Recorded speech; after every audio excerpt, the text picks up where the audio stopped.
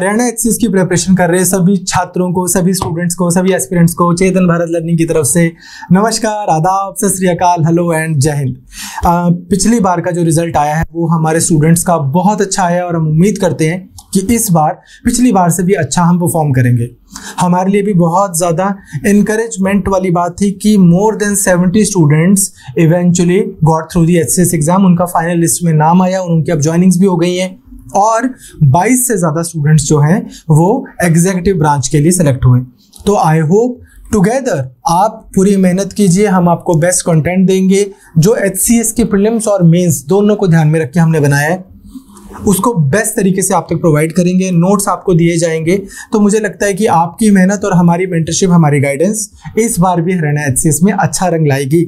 लठ गाड़ देने हैं, झंडे गाड़ देने हैं। कोई भी एग्जाम की प्रिपरेशन करने से पहले जो सबसे इंपॉर्टेंट चीज़ है वो है उस एग्जाम के प्रीवियस ईयर पेपर्स को देखना। उससे हमें थोड़ा सा आइडिया लग जाता है कि किस जॉनर के, किस स्टाइल के क्वेश्चंस जो है इस पेपर में एक्सपेक्ट कर सकते हैं।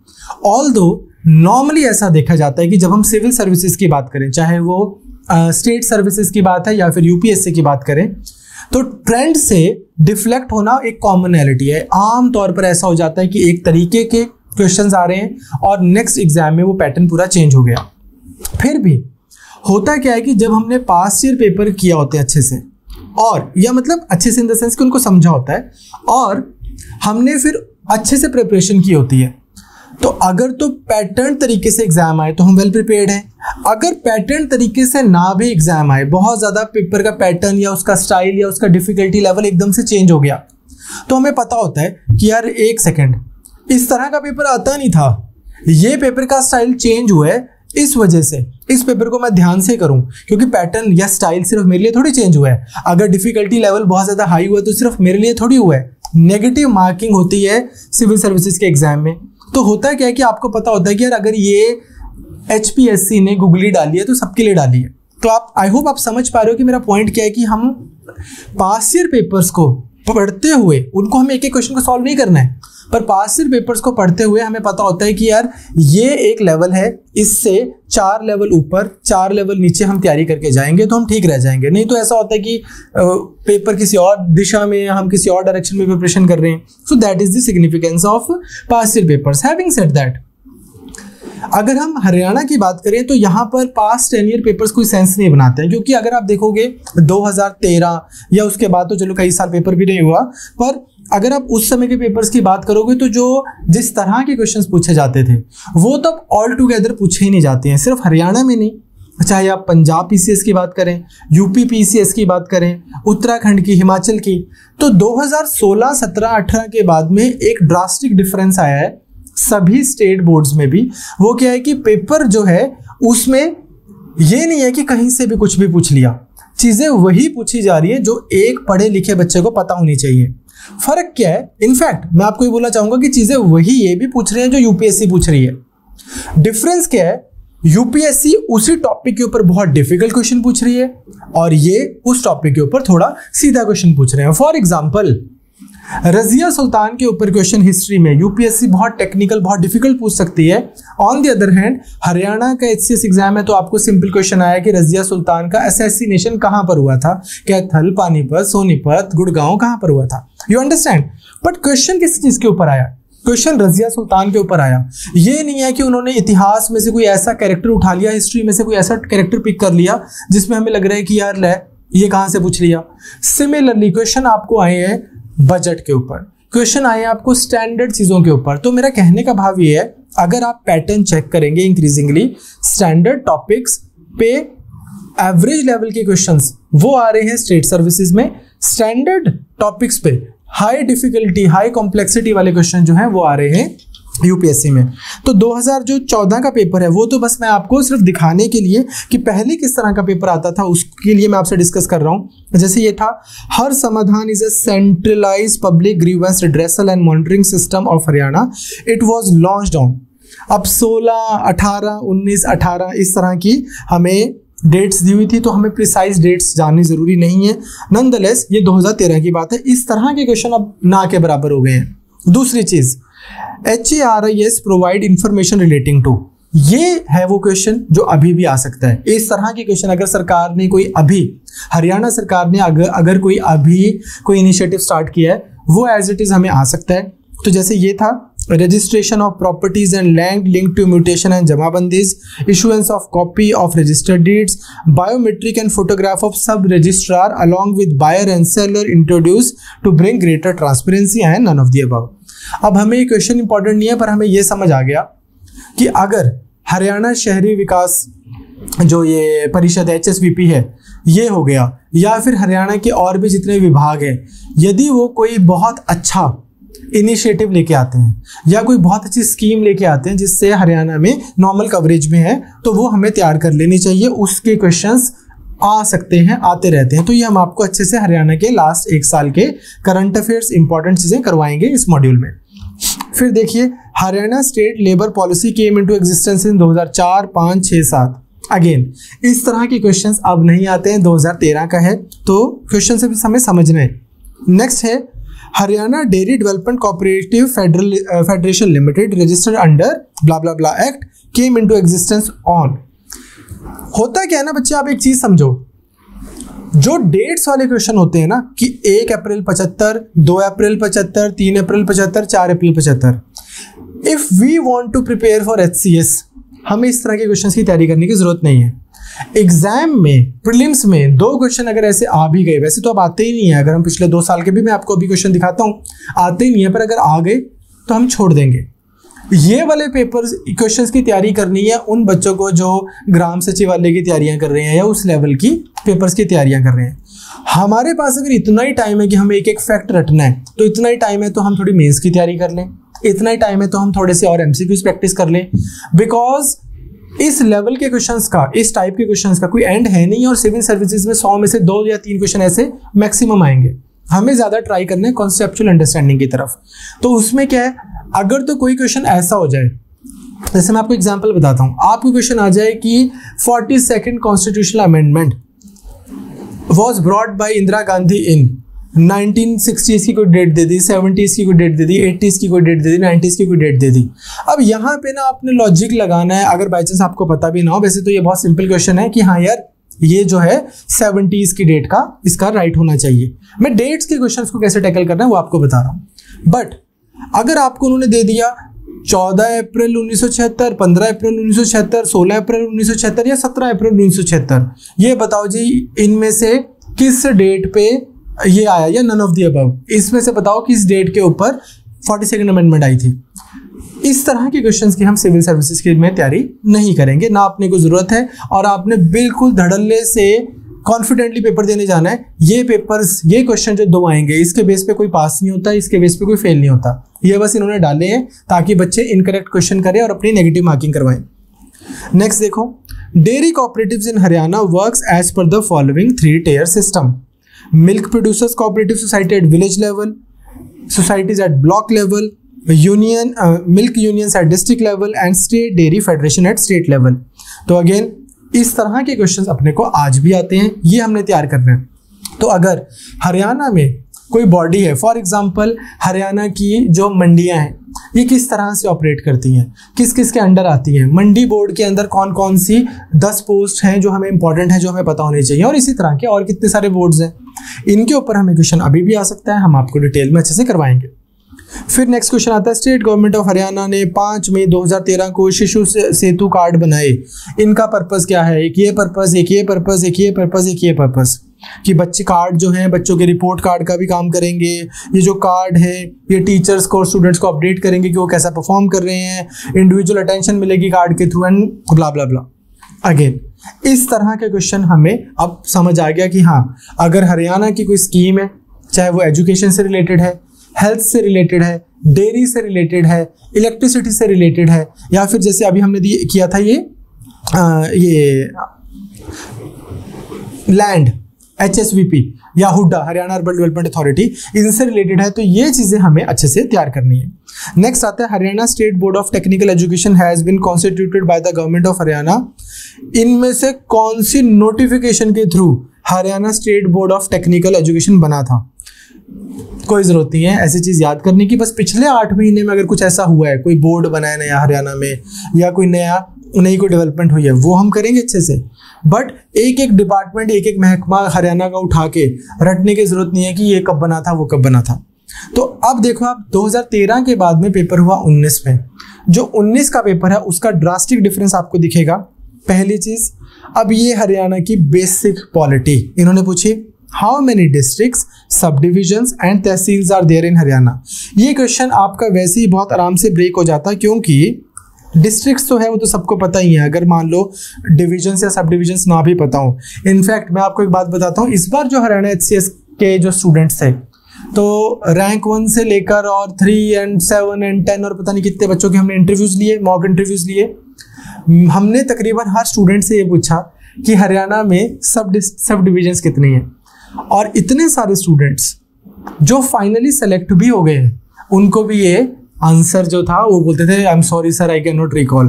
तो कहने का मेरा पॉइंट ये है कि दुनिया का हर एक फैक्ट आपको याद करने का, रटना जिस दिन हो गया उसी दिन मैं HCS ऑफिसर बनूंगा ऐसा जरूरी नहीं है।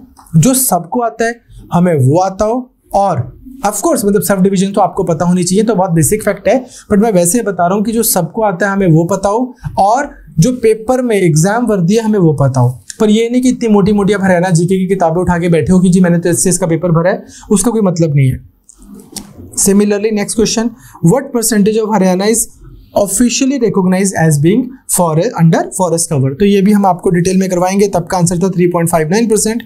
तो लेकिन फॉरेस्ट हम थोड़ा डिटेल में देखेंगे कि मोरनी हिल्स में क्या है, कहाँ कहाँ पे फॉरेस्ट एरिया है, क्या इंपॉर्टेंट हमारा यहाँ का फ्लोरा फौना है, उसको हम डिटेल में करवाएंगे आपको। नेक्स्ट देखो, ये भी क्वेश्चन ऐसे वाले भी आपको आ सकते हैं, इंपॉर्टेंट है। Match the division in Haryana, division column 1 में दी हुई है, और उसके बाद में ज्यूरिसडिक्शन कॉलम 2 में दी हुई है। करनाल के आगे हिसार, अंबाला, रोहतक, और यहाँ पे जींद, सिरसा, पानीपत, कैथल, झज्जर, भिवानी, कुरुक्षेत्र और यमुनानगर।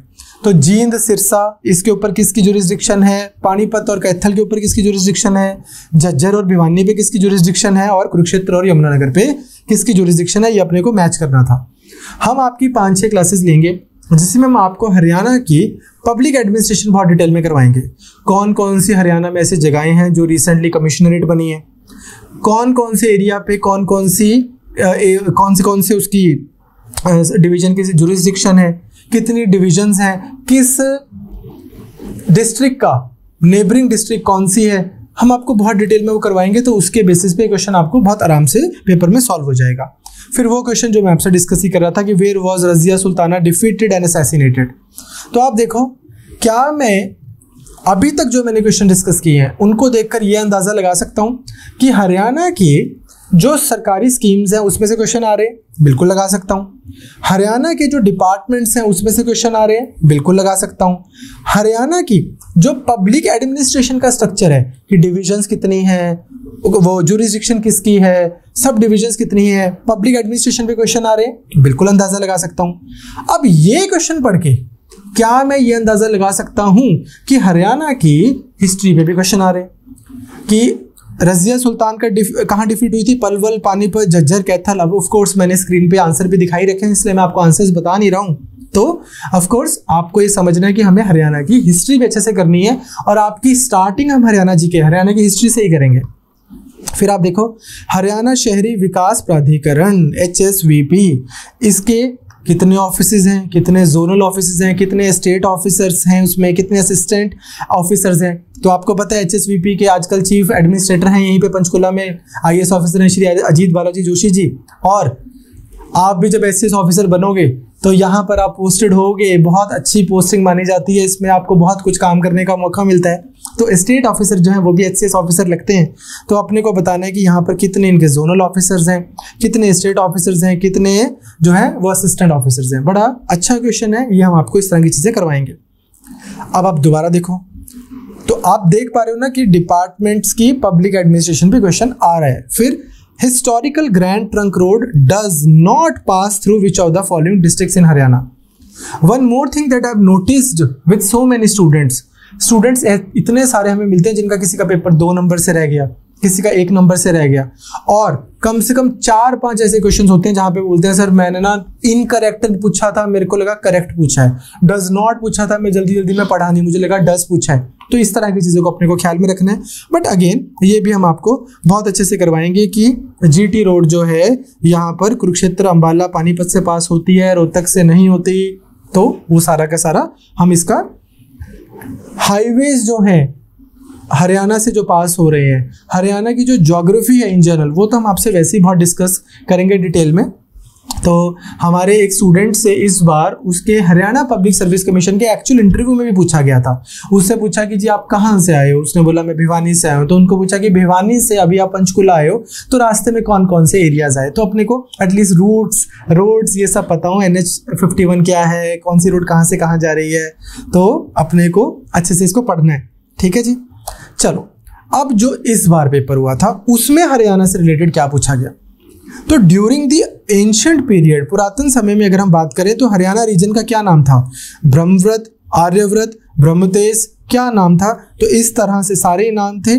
अगेन तो कहना इससे कि हिस्ट्री ऑफ हरियाणा पूछी गई है, बिल्कुल कह सकता हूं मैं। एंशिएंट हिस्ट्री, रजिया सुल्तान के केस में आपने देखा मेडिवल हिस्ट्री, तो हमें जब हिस्ट्री करनी है तो एंशिएंट हिस्ट्री भी करनी है हरियाणा की और मेडिवल हिस्ट्री भी करनी है। फिर आता है who gave the title of Naib Bakhshi and Rao to Balram Jat popularly known as Ballu, तो मोहम्मद शाह ने दिया था, औरंगजेब ने, जहांगीर ने, अकबर ने। दोबारा हरियाणा की मेडिवल हिस्ट्री इंपॉर्टेंट हो गई। तो आप देखो क्वेश्चन जो है वो हिस्ट्री से आ रहे हैं। फिर Haryana state was formed on the recommendation of Sardar Hukum Singh parliamentary committee. Shah Commission was set up under the chairmanship of Justice J.C. Shah to divide and set up boundaries of Punjab and Haryana state. Polity तो हम आपको बहुत ही detail में करवाएंगे क्योंकि आपको mains की तैयारी भी साथ साथ में करवानी है, तो करवा ही रहे हैं, तो उसमें हरियाणा की भी जो है आपको पॉलिटी अच्छे से करवाएंगे। और 1 नवंबर 1966 को Haryana as the 17th state of India came into existence, which of the following statements are correct.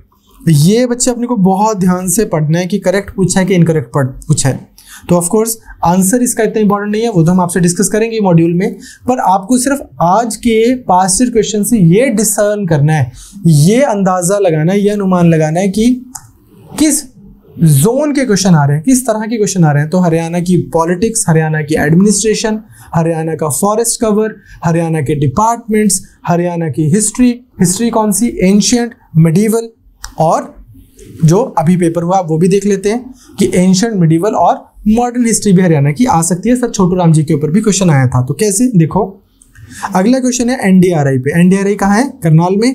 तो NDRI started as imperial institute of animal husbandry in 1923 in Bangalore में शुरू हुआ था। दूसरा in 1936 it was renamed as imperial dairy institute, और इसको करनाल में 1955 में शिफ्ट किया गया। तो which of the following statements are correct, तो all the statements are correct था हमारा आंसर। लेकिन अगेन सेम चीज, डिपार्टमेंट एक इंपॉर्टेंट अहम डिपार्टमेंट है, उसको लेकर क्वेश्चन आया। अब कल को यार वो ना ऐसे क्वेश्चन भी बना सकते हैं IR से रिलेटेड भी। फॉर एग्जाम्पल आप देखो करनाली जब हम जाते हैं तो इजराइल के साथ में भारत सरकार का एक MOU हुआ है जिसके अंदर इजराइल के एग्रीकल्चर से रिलेटेड कुछ प्रोजेक्ट्स चलते हैं इंडियन गवर्नमेंट के साथ में, अगेन करनाल वाली साइड पर। तो अगर आपको इस तरह से कभी कोई क्वेश्चन आ जाए कि वो कहाँ चलता है ऐसा वाला प्रोजेक्ट, तो ऑफ कोर्स ये सब मैं आपको करवाऊंगा, पर कहने का मतलब है कि हमें अच्छे से तैयार करना है। फिर हरियाणा की एनवायरमेंट एंड इकोलॉजी का क्वेश्चन देखो। Consider the following regarding wild life sanctuaries of Haryana. Bhindawas wild life sanctuary, Nahar, ठीक है, Bir, Shikargah wild life sanctuary, ये कहाँ कहाँ पर है, महेंद्रगढ़ में है, कुरुक्षेत्र में है, रेवाड़ी में है, झज्जर में है। ये जो है अपने को अच्छे से एक एक एरिया का फ्लोरा, एक एक एरिया का फौना, कहाँ कहाँ पे कौन कौन सा मुख्य जानवर मिलता है, कौन कौन से मेन एनिमल्स हैं। शुरू हो जाएंगे यहाँ से पंचकुला से all the way to Nangal Chaudhari, all the way to Nuh, all the way to अपना सिंगू बॉर्डर, सारा हरियाणा जो है अच्छे से कवर करेंगे।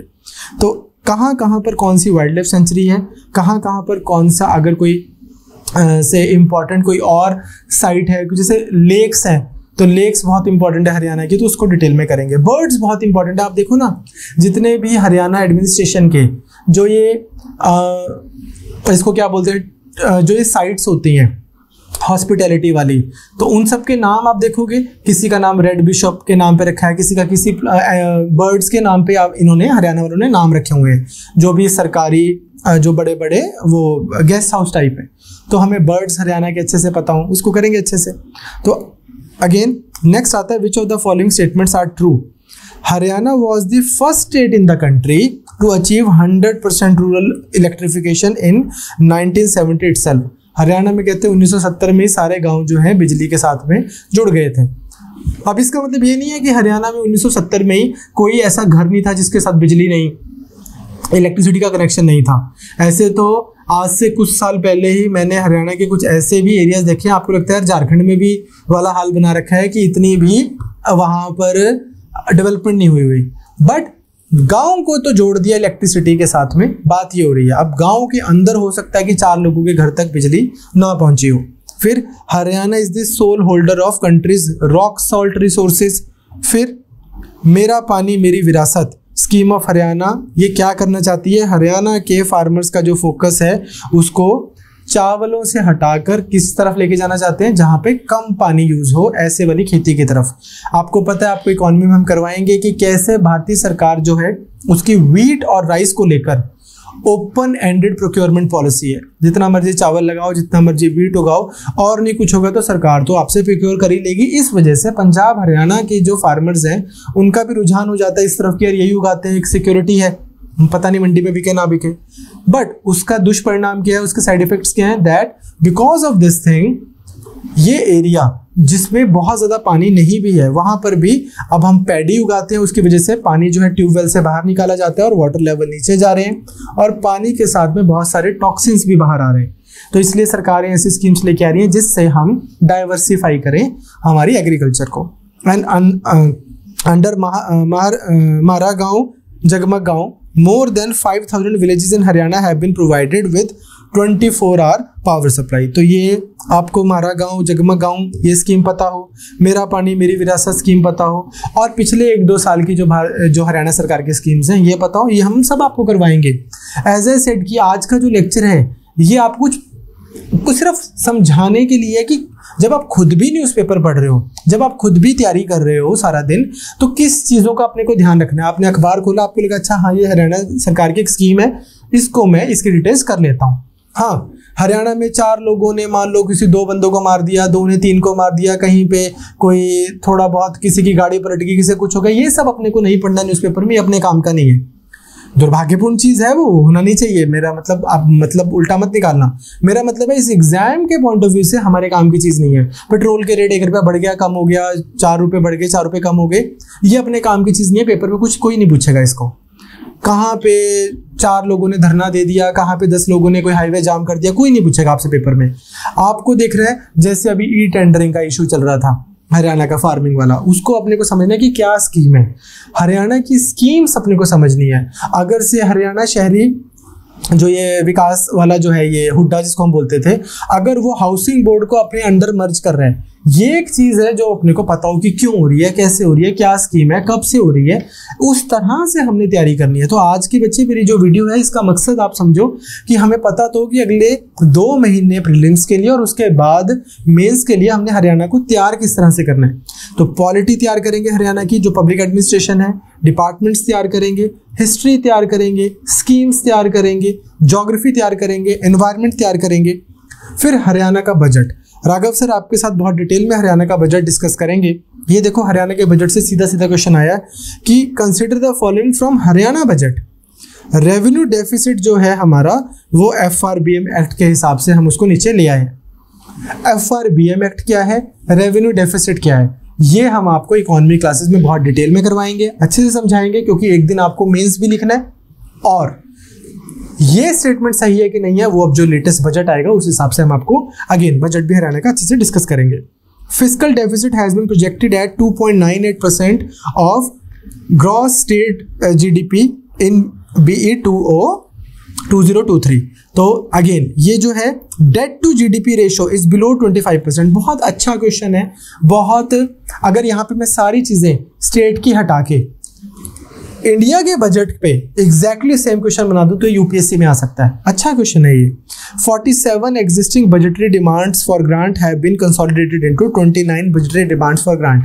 अब ये थोड़ा सा प्रिसाइज हो गया, बट नॉनदलेस क्वेश्चन जो है अच्छा क्वेश्चन है, और इससे हमें ये इन्फ्रेंस मिलती है कि हमें हरियाणा का बजट अच्छे से कर लेना चाहिए। तो guys these were the past year questions.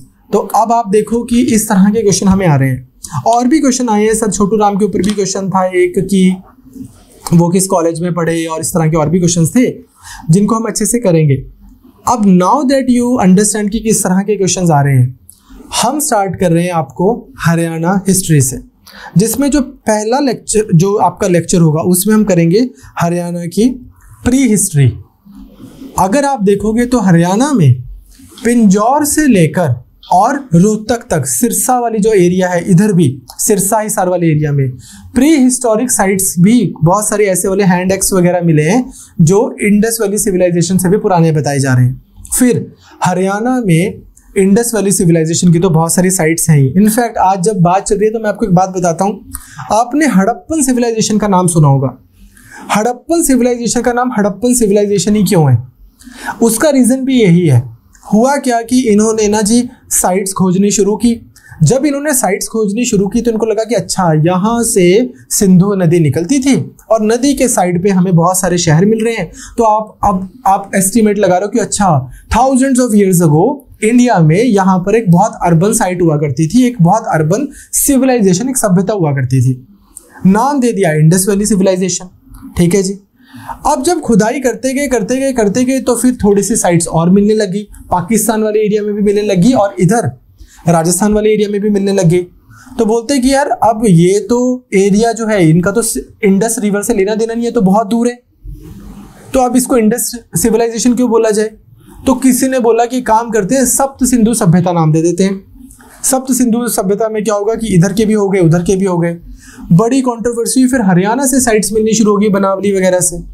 अब जब सब जगह पे ये जो ट्रायंगल बना, पाकिस्तान और इंडिया के J&K से लेकर इंडिया के गुजरात तक और पाकिस्तान तक, इस तरह से जब बहुत सारी साइट्स मिली तो फिर एक आर्कियोलॉजिकल एक प्रेसिडेंस है, एक आर्कियोलॉजी डिपार्टमेंट का एक काम करने का तरीका है कि अगर कभी भी ऐसे कंट्रोवर्सी हो तो जो साइट सबसे पहले मिली होती है उसके नाम पर हम सिविलाइजेशन का नाम रख देते हैं।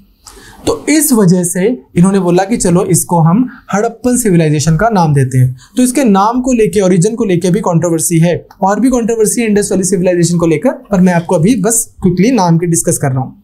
फिर वैदिक एज में हरियाणा की हिस्ट्री जो है वो बहुत स्ट्रांग रही है। आपको ना एक चीज़ समझनी है, हरियाणा इस चीज़ की तैयारी करने वालों को एक चीज़ समझनी है कि हरियाणा दिल्ली के साथ इतना क्लोजली लगा हुआ है कि जो भी दिल्ली की हिस्ट्री है ना वो ऑटोमेटिकली हरियाणा की हिस्ट्री है। कोई ऐसा नाम नहीं है जो दिल्ली में तो आपने सुना होगा इंडिया की मॉडर्न हिस्ट्री पढ़ते हुए, मेडिवल पढ़ते हुए, बट वो आपने हरियाणा की हिस्ट्री में नहीं पढ़ा सुना होगा। मतलब आप समझ पा रहे हैं, क्योंकि हरियाणा दिल्ली से इतना पास है और क्योंकि हरियाणा, वैसे तो अगर माइथोलॉजी की भी बात कर लें तो कुरुक्षेत्र की युद्ध के टाइम से, लॉर्ड कृष्णा के टाइम से हिस्ट्री हरियाणा की रेलिवेंट रही है, बट क्योंकि हरियाणा में एंशिएंट साइट्स हैं, इंडस वैली सिविलाइजेशन की साइट्स हैं, प्री हिस्टोरिक से लेकर इंडस वैली सिविलाइजेशन की साइट्स हैं, और फिर एंशिएंट और मिडिवल ईरा में और मॉडर्न ईरा में भी दिल्ली की प्रॉक्सिमिटी की वजह से आप अगर हरियाणा की हिस्ट्री पढ़ते हो आपकी 90% वैसे इंडिया की हिस्ट्री हो जाती है। इंडिया की हिस्ट्री अगर आपने पढ़ी हुई है तो दिल्ली की हिस्ट्री हो जाती है। बहुत स्ट्रांगली इंटरट्वाइंड है हरियाणा और दिल्ली की हिस्ट्री। एनीवेज, बुद्धिज्म जैनिज्म फिर देखेंगे। महाजनपद के टाइम पर हरियाणा क्या था, गुप्ता पीरियड, गुर्जर प्रतिहार पीरियड में, फिर चौहान्स और तोमस, राजपूतों का, जाटों का, गुर्जर्स का, सभी बहुत सारे अलग अलग ऐसे समुदाय हैं जिनका हरियाणा के इतिहास में एक बहुत स्ट्रॉन्ग, बहुत ज़बरदस्त जिनका प्रभाव रहा है। उन सब चीज़ों को हम बहुत अच्छे से पढ़ेंगे। फिर मुगल पीरियड, मुगल का भी बहुत स्ट्रॉन्ग इन्फ्लुएंस रहा है, लेटर मुगल, और फिर Haryana during freedom struggle. Haryana के जो हमारे फोरफादर्स थे उन्होंने भारत की जो आज़ादी की लड़ाई है, फ्रीडम स्ट्रगल, उसमें बहुत बढ़ चढ़ के योगदान दिया है, तो उसको भी हम बहुत डिटेल में पढ़ेंगे।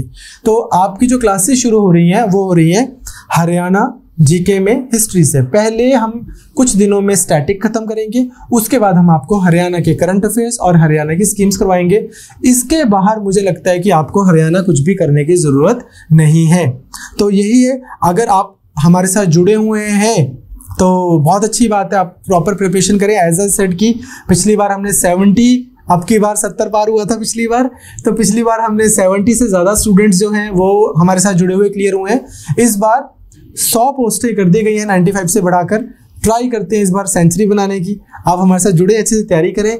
अगर आप हमारे साथ नहीं जुड़े हुए और आपको लगता है कि यार आपको हमारे साथ कोई कोर्स करना है, तो हमारा एक पूरा कॉम्प्रिहेंसिव का कोर्स चल रहा है हरियाणा का, जिसमें सारे टेस्ट, सारा स्टैटिक, सारा सब कुछ A to Z इंक्लूडेड है। और एक हमारे हरियाणा की टेस्ट सीरीज चल रही है। अगर आपने लाइफ में पहले प्रिपरेशन की हुई है और आपको लगता है मुझे सिर्फ टेस्ट करने हैं, तो आप टेस्ट कर सकते हो। इसके साथ में आपको हरियाणा जीके और करंट अफेयर्स हम कॉम्प्लीमेंट्री दे रहे हैं। So I will see you tomorrow with first lecture on Haryana GK.